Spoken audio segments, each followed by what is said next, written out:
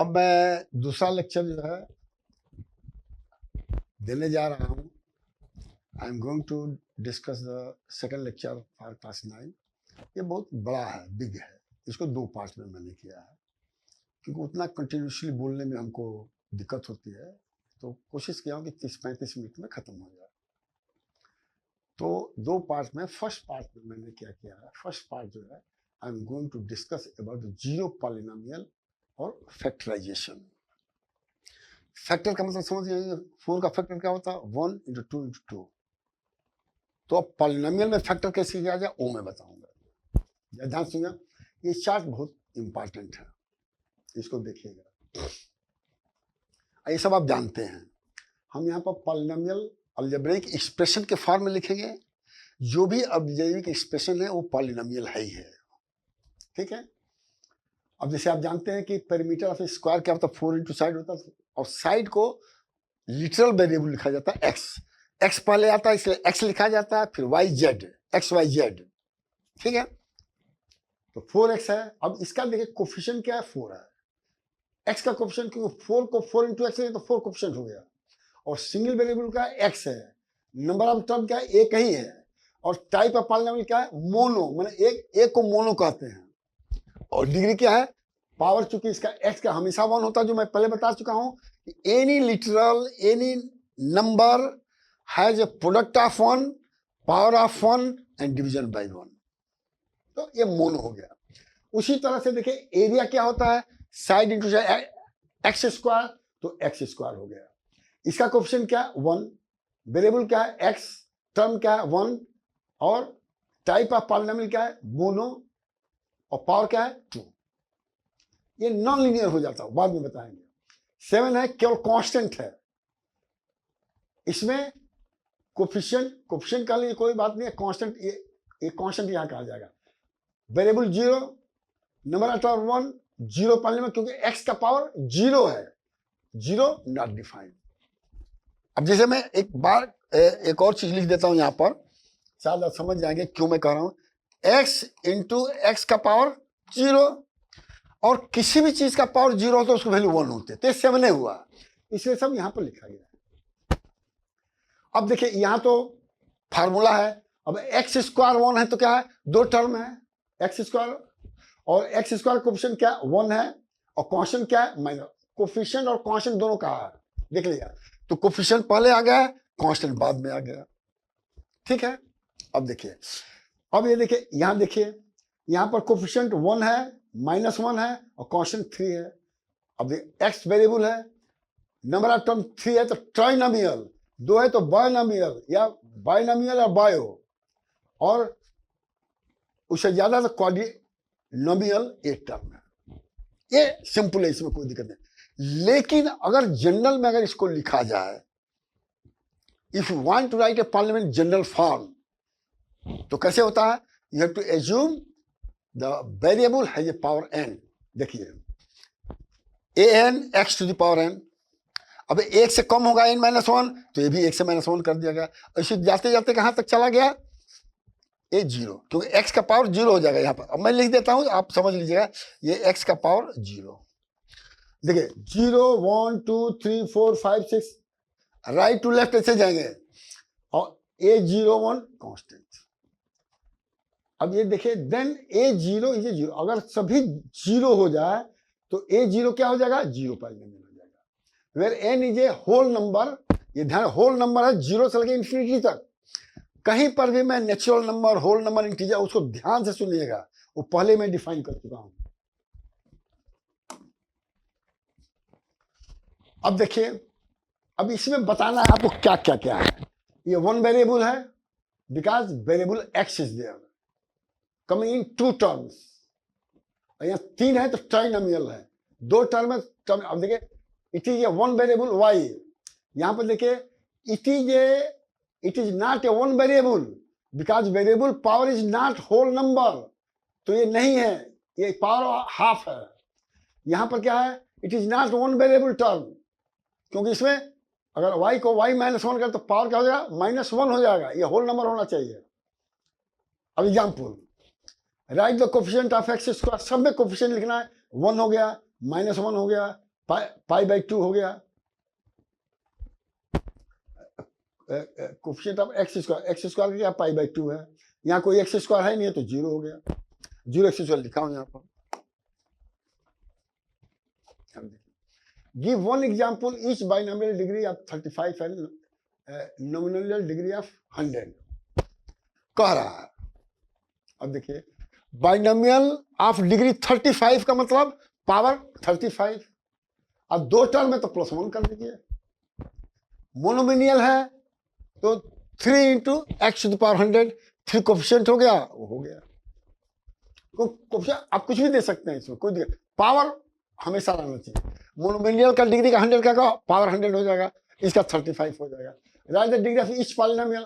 अब इसका बताइए, इसका डिग्री क्या है, 3 है, समझ रहे ना, क्योंकि X to the power 3 maximum 3 है, तो डिग्री ये माइनस मत इसको समझिएगा, इसको ऐसे समझ लीजिएगा। इसमें डिग्री क्या है, वही ये 3 है, -3 नहीं है। इसकी डिग्री क्या है, 1 है।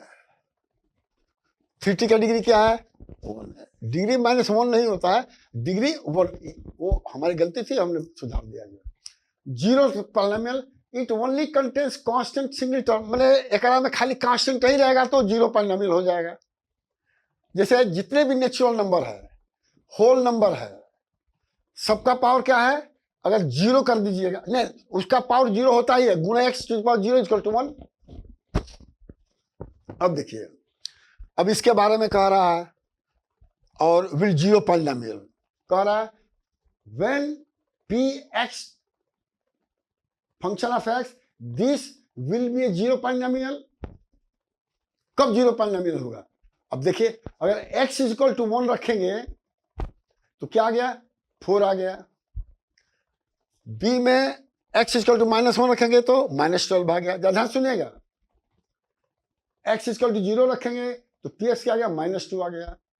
अब कह रहा है कि 0 पॉलिनोमियल आइदर वेरिएबल और इट्स पावर इज 0, ठीक है, पावर 0 होगा तभी 0 पॉलिनोमियल होगा। अब इसमें पावर 0 हो जाएगा।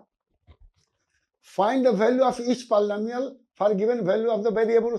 अब देखिए डिटरमाइन करना है। अब इसमें हम एक एडवाइस क्या देंगे कि अगर ये कह रहा कि x इक्वल टू 1 पर इसको डिटरमाइन करिए तो ब्रैकेट में ही हमेशा 1 लिखिए, वैल्यू आपका आ जाएगा। जैसे यहां पर कह रहा है y इक्वल टू, तो ब्रैकेट में ही 2 लिखिए, क्योंकि अगर -2 आ जाए तो -2 का स्क्वायर होगा, -2 का क्यूब होगा। प्लस है तो कोई प्रॉब्लम नहीं, लेकिन माइनस होगा तो गलती हो जाएगा। अब इसी में देखिए, कह रहा ए पर निकालिए, निकल गया वैल्यू।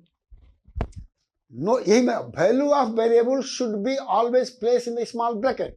जैसे यहां पर भी, इसमें भी यही, इसमें वो नहीं किया गया है, हाँ यह किया गया है, और कभी कभी भूल जाए तो सुधार लिया जाए। Verify 0 of the following polynomial. अब ये x+2 है तो इसको 0 कर दीजिएगा तो x इक्वल टू -2 आ जाए, तो -2 ये 0 पॉलिनोमियल।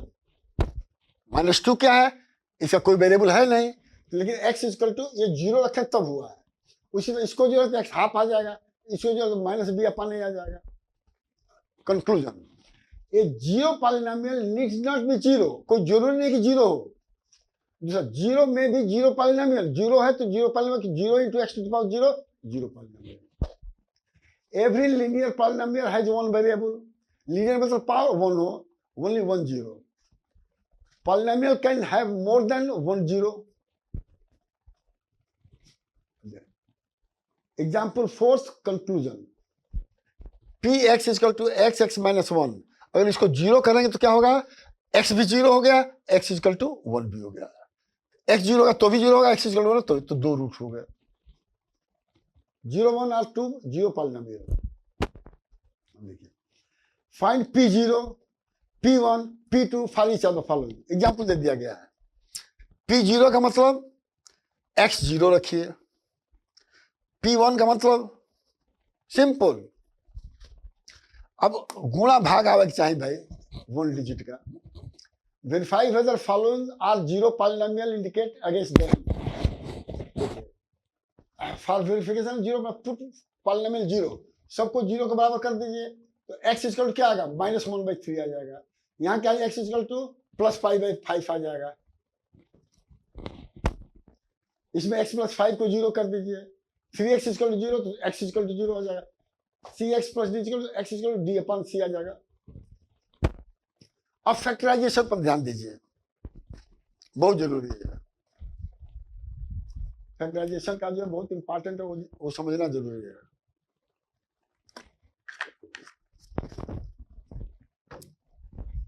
ध्यान रखिए, लिसन केयरफुली। ये थ्योरम है,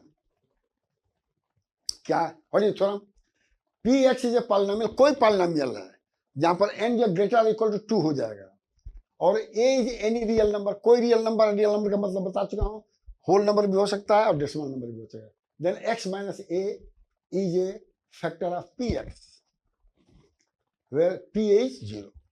माने जिस वैल्यू को रखने से अगर वो 0 हो जाता है उसका वो फैक्टर है। जैसे x इक्वल टू a रखने से 0 हो गया तो x - a is a factor. कोई पॉलिनोमियल हो, जितने वैल्यू को रख कर को 0 होगा उतना ही फैक्टर होता चला जाएगा। ये बहुत सिंपल मेथड है। जैसे हम यहां पर देख रहे हैं, ये आपका x³ 3x² 5x + x है। कह रहा कि examine x equal to 0 is a factor और नॉट, तो x + 2 इक्वल टू 0, तो x इक्वल टू -2, और -2 रखिए 0 होता कि नहीं होता, अगर 0 होगा तो x + 2 इज ए फैक्टर। अब दिया होगा जो अब वही conclusion, if fx is equal to 0 at x equal to a, तो p माइनस, अब यहाँ पर उल्टा हमने रख दिया, यहाँ p - x - a होना चाहिए जो।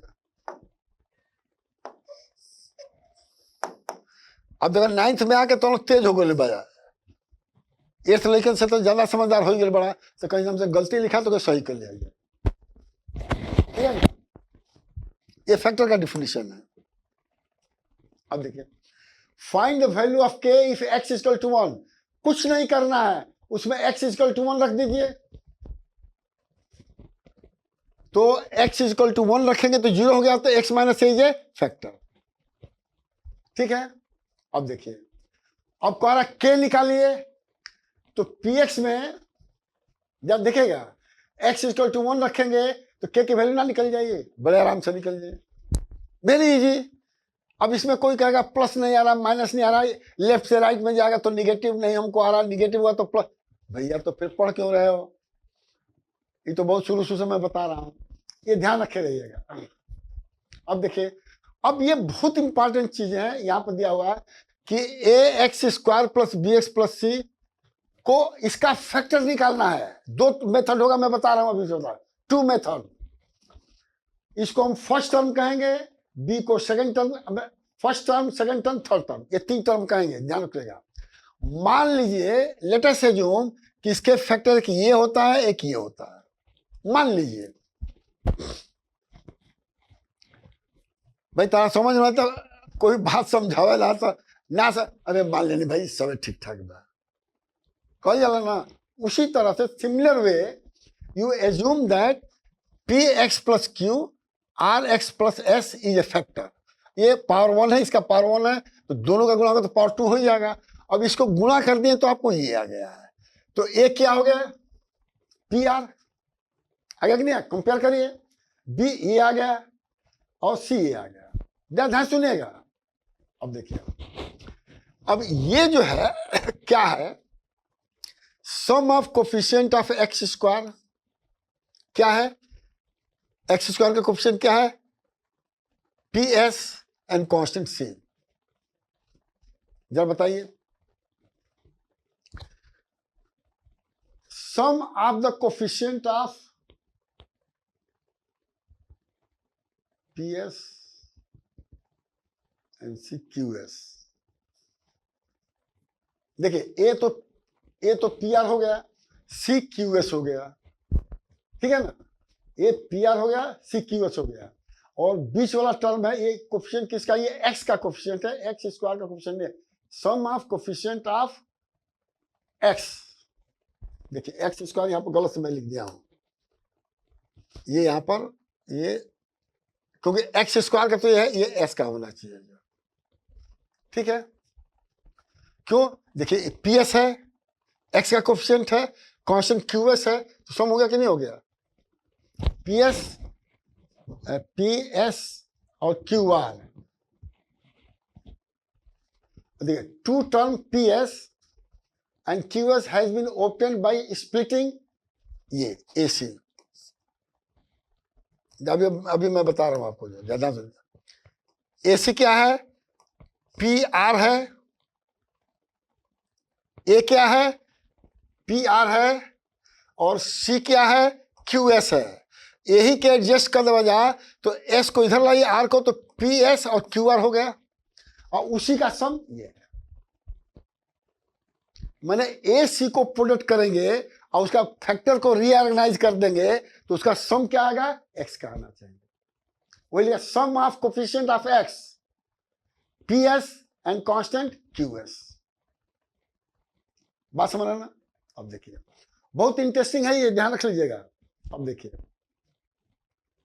अब इसको कैसे किया जाता है। मैंने लिखा a c is equal to q r into S. अब इसको मैं समझा रहा हूं, इसका मतलब होता है P into R into Q into S. अब मैं बताओ जन भाई, अगर पी को एस में गुणा कर दिया तो कोई गलती तो होगा नहीं, और आर को क्यू आर कर दिया, ठीक है, और इन दोनों का सम क्या है, ये आ गया कोफिशिएंट ऑफ एक्स। इतना ध्यान रखिएगा जो मैं कह रहा हूं कि ए और सी को मल्टीप्लाई करेंगे तो उसका फैक्टर को ऐसा रीअरेंज किया जाए कि उसका सम जो है बी के बराबर आ जाए।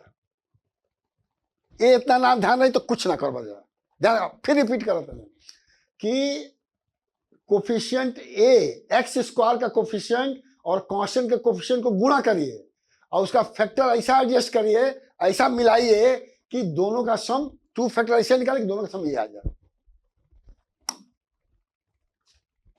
अब देखिए, अब एग्जांपल मैं दे रहा हूं, ये ध्यान रखिएगा। जो है ये एग्जांपल सेकंड है, सेकंड वाला हमारा लगता है कि ये एग्जांपल है, ठीक है। अब ए और सी का कोफिशिएंट क्या है, 12 इंटू 1 है, और इसका फैक्टर निकालिए 3 गुणा 4 गुणा 1, आ गया कि नहीं आ गया? अब इसको ऐसे करना है कि इसका सम 7 आवे, तो 4 प्लस 3 करें तो क्या आएगा? तो स्प्लिट किए कि नहीं किए? आप एसी को ऐसा स्प्लिट किए हैं जिसका सम ये आ गया। सिंपल चीज है। द सम ऑफ इसमें थर्ड फोर टर्म्स 4 प्लस 7। अब इसको लिख दीजिए, क्या लिखेंगे? अब देखिए 12 स्क्वायर है और -3 -4 का 7 हो जाएगा प्लस 1।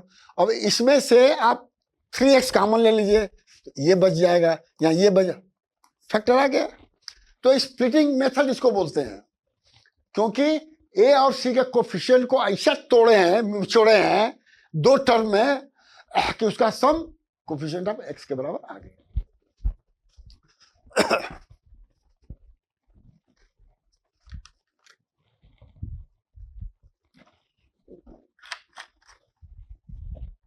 समझ गए ना? अब देखिए अब इसी तरह उसका है। अब देखिएगा, जरा ध्यान से देखिएगा।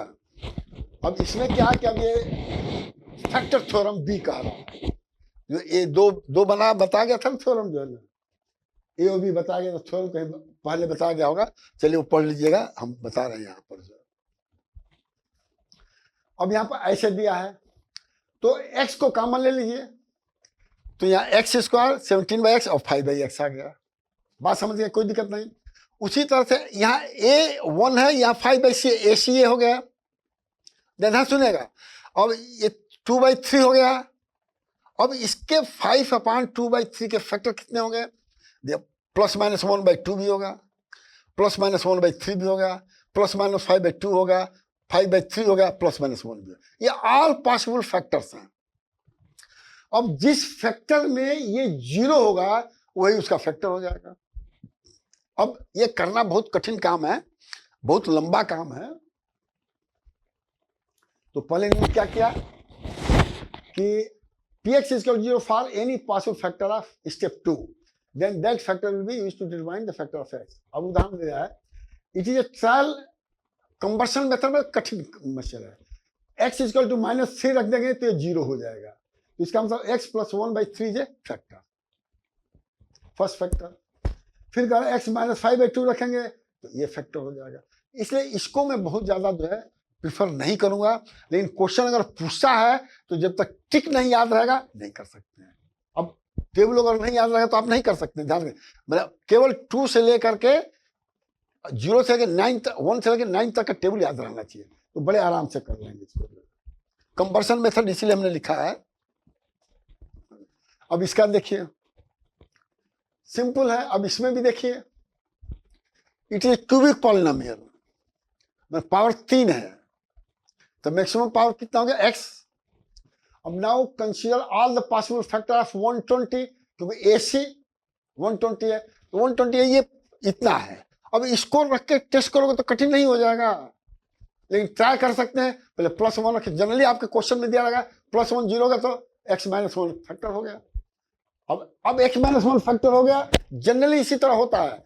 तो क्या करिए, अब x माइनस 1 यहां लिखिए। अब एकरा में x स्क्वायर को गुणा करेंगे तब x क्यूब आएगा, तो यहाँ x स्क्वायर लिख दीजिए।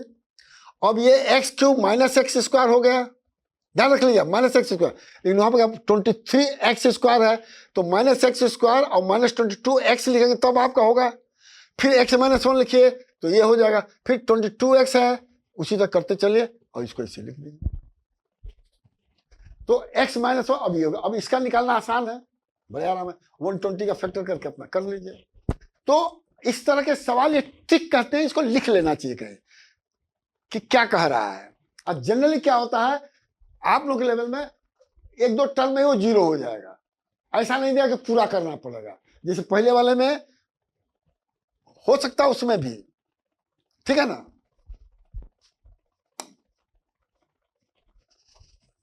Factorise the following one. अब देखिए अब इसमें क्या गया है, अब ये सबको लिया गया है, ठीक है, ये d लिया गया है, d वाला ये लिया गया है। अब देखिए 2 को कॉमन लिए, ठीक है, y क्यूब ये आ गया, इसको मान लीजिए 2py, 2 तो फैक्टर है, ये कांस्टेंट है, py है। ऑल पॉसिबल फैक्टर क्या है py का, देखिए py का हाफ कांस्टेंट है, ये प्लस माइनस 1, ये इसमें तो कमी है, कोई दिक्कत नहीं है, तो 1 को रख दीजिए, 0 हो गया। तो y minus 1 is factor of all py, तो y माइनस 1, ठीक है, y माइनस 1 करेंगे तो यहाँ पर 2y आएगा, क्योंकि 2y को y में करेंगे तभी 2y क्यूब आएगा, ठीक है। फिर यहाँ पर माइनस 2y स्क्वायर होगा, y माइनस 1 लिख लो, और जैसे होगा जोड़ो तो कॉमन ले लो, और फिर जब स्क्वायर रूट वाला 2 वाला आएगा उसका फैक्टर करना बहुत आसान है, त्रिकोणबाजी में बा। अब जैसे एक उदाहरण देते हैं कि y इक्वल टू 1 पर इसका फैक्टर आ गया, तो कुछ मत करिए, यहाँ पर y माइनस 1 एक बार लिखला, फिर y माइनस 1 2 बार लिखला, फिर y माइनस 1 3 बार लिखला, मन के जितना लिखा के लिखला, y माइनस 1 4 बार लिखला, लिख लिए।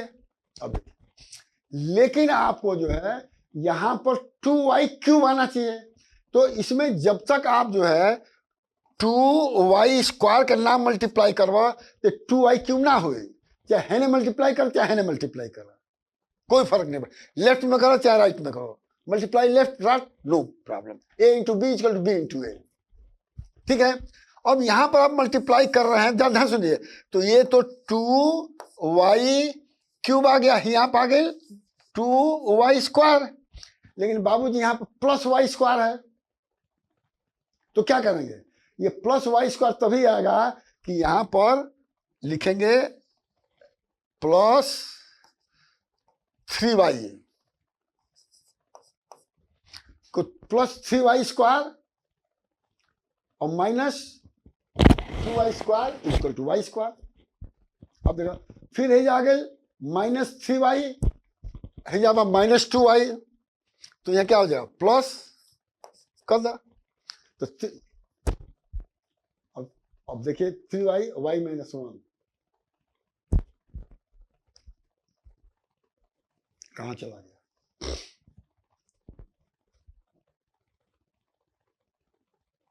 यहां देखिए y स्क्वायर का होगा, स्क्वायर के क्यूब है, क्यूब में है, हम देखिए यहाँ पर, देखिए यहाँ पर जब y ये ए वाला लाइन देखिए,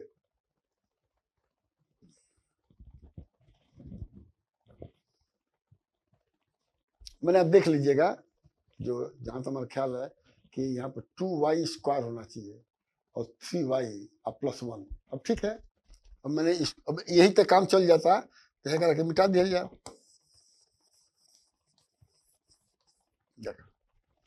अब इसको करेंगे तो वही आ जाएगा। अब y-1 कॉमन ले लीजिए,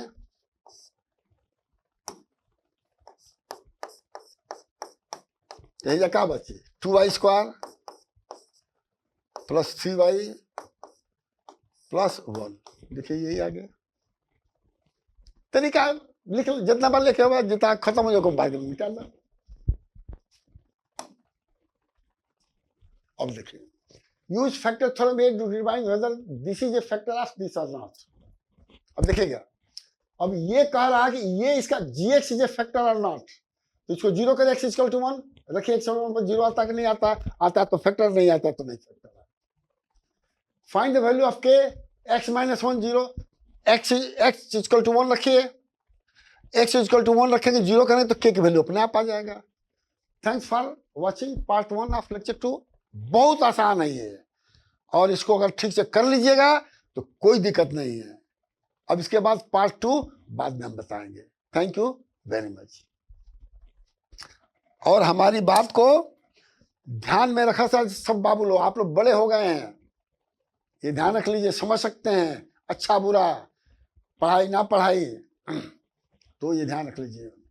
चाहे खेती करिए, खेलिए, पढ़िए, कुछ भी करिए, पढ़िए जरूर।